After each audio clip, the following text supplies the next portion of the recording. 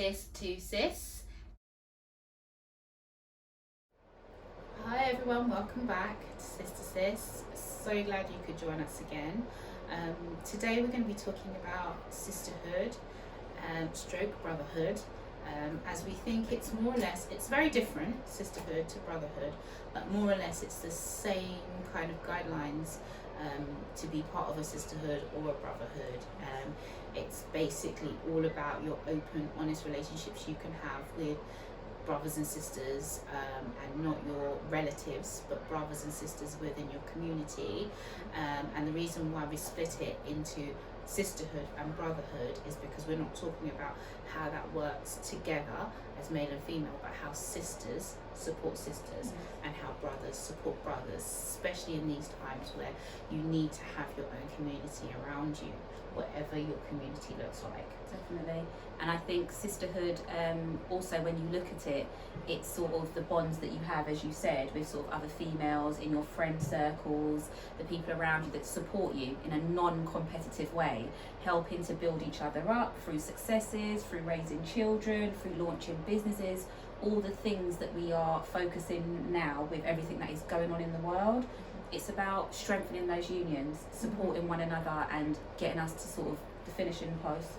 Definitely, I think community is not something that we can just throw around as a word, but it needs to be actioned, and therefore we have to support each other, build that unity within us as a people that lets us know that we're not going to tolerate this individual kind of hater type attitude or not being able to talk about the wrongs we have in our community. Myself and Charlie were just talking about recent productions that have been on terrestrial television, for example, that were a portrayal of us, and how we could come or voice our opinion about the wrongs and rights that were in what we viewed, in a constructive way, in a very as constructive opposed to way. sort of attacking directors and producers and writers, and sort of bashing them, bringing in sort of like their family makeup and things like this. It's about the constructive criticism, so our stories can still be told in a positive way. Not saying you deduct all the negatives that may happen, but there is a way to come together to sort of give feedback, so future productions actually are even a better Representation of us as a definitely. community. And I think we support each other in the way that, you know, recent YouTubers have come forward and been able to air themselves now on with short stories on some of the national channels, and I think we will always continue to support each other through entertainment and music. And it's important that when one person tries to represent, that we give them the criticism, but it's constructive, so that it doesn't put them off continue to write, but actually think about how we are portrayed and the perspective in which they're coming from, and actually don't write about, if you don't know about something, don't write about it. But we need to make a way for other black and other ethnicity groups to be able to represent themselves on a platform like that, or we just come away from it, because as I was saying to Charlie, that actually other nationalities would never have themselves represented on that platform anyway, or in that so way. We either do our own thing completely, or we try to make better what we've got there, but it's better than someone else that's not even in our community trying to portray us or portray something from the past.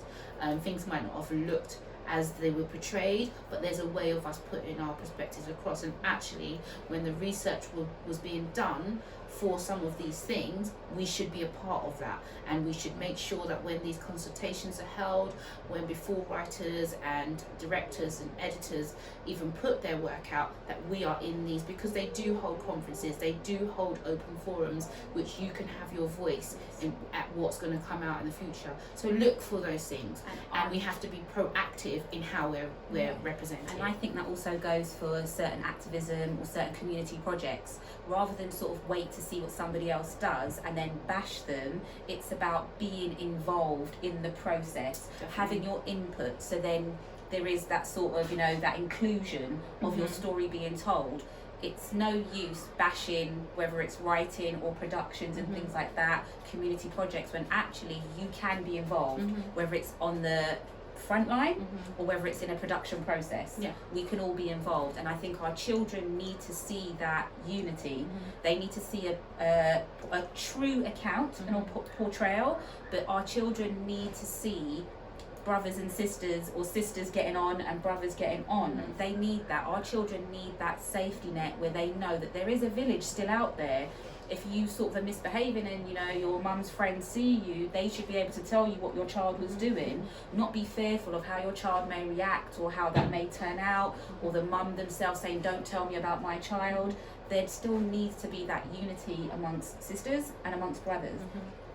It is so beneficial to the next generation that is currently out there, and the next ones that are going to come up after. And I don't think we should take it as our attitude to gratitude.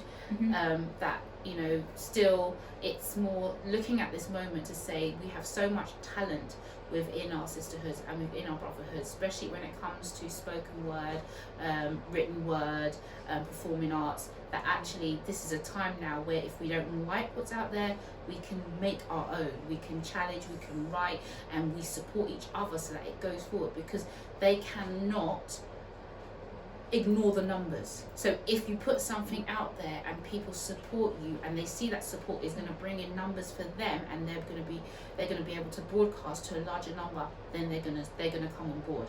And that's how it works. That's how we have to be a solidarity in our numbers. And we're just kind of saying today that sisters, I need to be able to take criticism, you know, and for it to elevate me or to make me a better person.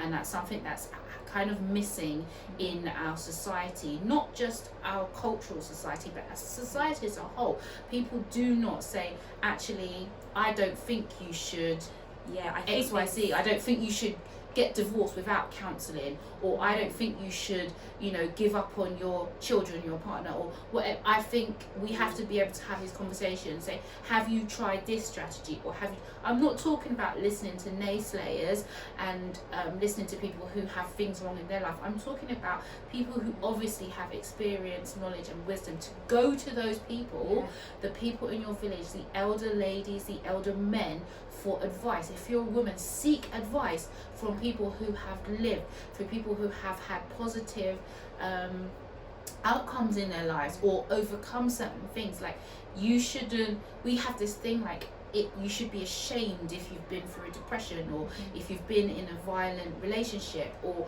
your relationship hasn't worked. Like, we need to let go of this stiff-necked kind of pride about because us. supporting each other does not mean co-signing bad behaviours or co-signing actions and things that you put out there. If you truly care about someone, whether it's a brother or a sister, you should be able to tell them what they need to hear, not what they want to hear.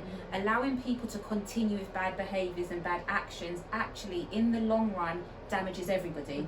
And if you truly want to help somebody grow, heal or progress, you have to have the strength to be able to tell them what they need to hear to be able to move forward. Not just, oh, I don't want to upset them, or, you know, they might not want to hear that. Actually, it might be what they need to hear. They might not have heard it from anybody else. In a constructive way. I remember growing up, like, actually our mum saying things to us to correct us, and initially at the time you think, oh wow, like, that's a bit harsh, but in the long run she used to say, well, if I can't tell you as your mum, you're gonna wait for someone to tell you, someone else to tell you. And I think if you truly love your people, your nation, yourself, and you want a positive reflection on your community of who you are as a people, where you intend to go forward, I think you do have to have the courage for people not to like you initially, but to get it in the long run, that you're coming from a place of true love and true self, and self-knowledge and healing of your people, that you have the courage to say what you're doing isn't right, or maybe you should look at it a different way, or look at it through this perspective or that perspective. And I don't think we should instantly get offended by someone coming to us and say, well, this is how you said it, maybe you could have said it like this. Because as I said from the beginning of us actually filming, is that we're prepared for feedback, positive or negative. We'll take what we want from that, and I'm not talking about trolling, I'm talking about improvement. If you want us to improve, then you feel free to say, actually, your sister speaks more than you. You know, as we've had some of the feedback, you cut each other off when you're talking. Yeah. And that's fine. I can take that, because Yeah. if it makes better viewing, if it makes the message better, It helps us to grow. come across. Yeah, it helps us to grow and move forward. Like you said, we can take from it what we need to take from it. But yeah, we appreciate the feedback, good or bad, because it helps us to progress. And as well, like speaking now, we've spoken a lot about the sisterhood, but the brotherhood, I've been speaking a lot with my partner about brotherhood, and there's a lot of things being thrown out, like men need to man up, and you know, alpha males, and we've said it on occasion, you know, and we appreciate the men in our communities, we really do. And it's a matter of, as I said with women, it's being able to tell your brother, look, you need to go back home, or you need to mend what you already have, you need to look at what your role has been in a breakdown, or whatever else it is. If you need help emotionally, mentally, physically, ask your brothers. And I think men on the whole feel like that anyway. He's, you know, often told me there's a whole community of men who are deciding not to marry at all. There's a term for it now. I don't know what that Men deciding to go it alone, or Okay. something, which is men who don't want relationships because they don't feel like there's anything for them to gain out of being in a committed relationship. There's more for them to lose, and that's quite sad. And I hope we don't go down that road, because then there is no society. No, because I think that's as toxic as not that there aren't single ladies, but this "I don't need a man" philosophy. You might not need a man at that point in your life, but to have that philosophy and to give that philosophy to your children isn't healthy. And I think putting things like that out, there's like a massive hashtag about it. I think all that does now, in a time that society is breaking so much, like every single seam is being ripped apart of what we know as the foundation of family and community, things like that are only put to perpetuate that more. So by men not being with their family or in the unit, basically the woman has no covering, you know, the man has that no support. So then whatever forces want to come in and break down society more and more, that's just, you know, giving them more of a freehold, you know, an opportunity, sort of a way in. To be able to do that. So I just think brothers really think about positively supporting each other as a way forward. And if your brother makes it, like, he can help you, and it's not he owes you. He doesn't owe you. You know, we support each other in paying full price, investing in your brothers, investing in sisters, investing in their sisters. If you need beauty products, go to your sisters. You know, if you need, you know, feminine products, go to your sisters first. And this is how other communities have built up themselves, because they invest back in their community. And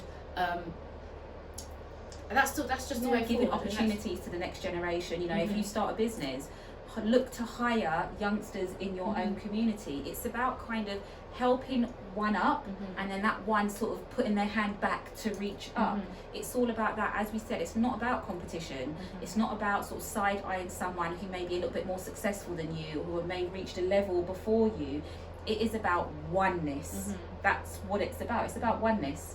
At the end of the day, coming together as a whole community, not begrudging anybody, not looking down on anybody, but actually just helping each other.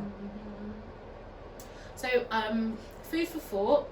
But in this time, we need our community more than ever before.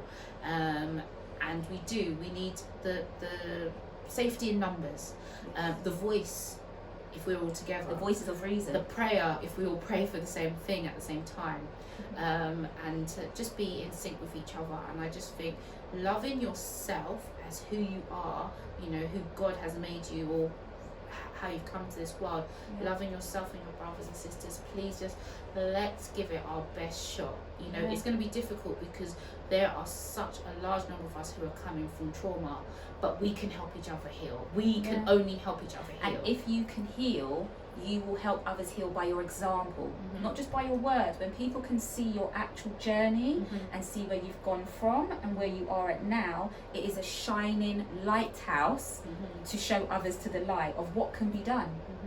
So sometimes you give each other a hug, a kiss, you know, whatever it takes. Yes, if it be gives you honest, a pound, be honest with give each you other, and just speak if you your need truth. a ride to work, you know, your neighbour hasn't got transportation at the moment for whatever reason, I'll give you a lift to the station. Do you know, like little things, let's start where we can help. It doesn't need to be a huge, I'm going to invest £100,000 into your business. It doesn't need to be that. It's like, here's, you know, a food parcel for your family. I've got an abundance. You know, it's not a charity thing, it's not a shame thing, it's we're going to just help each other. Each one teach one, each one feed one.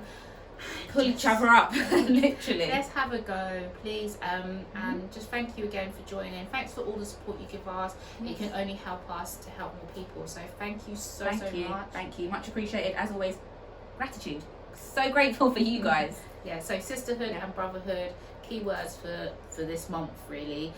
In a time where people are going to be getting together, you know, you may have your family relatives you haven't seen, appreciate them, because or some people might not you. have anybody. Just reach out, even if, as you said, knock your neighbour, give them a meal, invite that one person over. If they've got nobody, it's about community, it's about village, it's about brotherhood, it's about sisterhood, it's about oneness and coming together. And the energy of love is something that no amount of forces can kind of get to that, so we need to vibrate on that energy.